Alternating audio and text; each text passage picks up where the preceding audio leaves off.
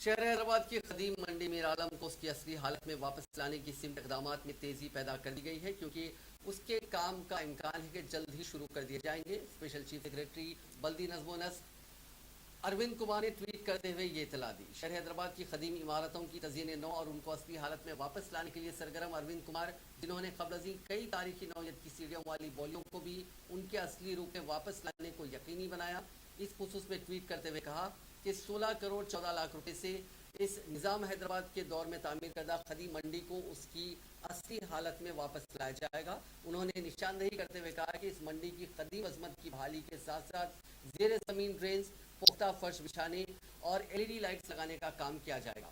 انہوں نے کہا کہ ٹینڈرز کے ساتھ COT کے کام امکان ہے کہ جنوری 2023 میں شروع ہوں گے۔ تلنگانہ کے وزیر بلدی نظم و نسق KT راما راؤ نے اس ٹویٹ کو ری ٹویٹ کیا۔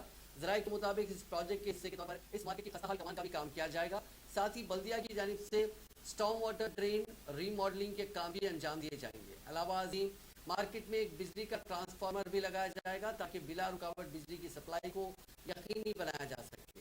مارکیٹ کے کئی مقامات پر کچرے دان بھی رکھے جائیں گے۔ یہ تاریخی حیثیت کی منڈی 5 ایکڑ اراضی پر بنی ہوئی ہے۔ اس میں روزانہ تقریباً 300 افراد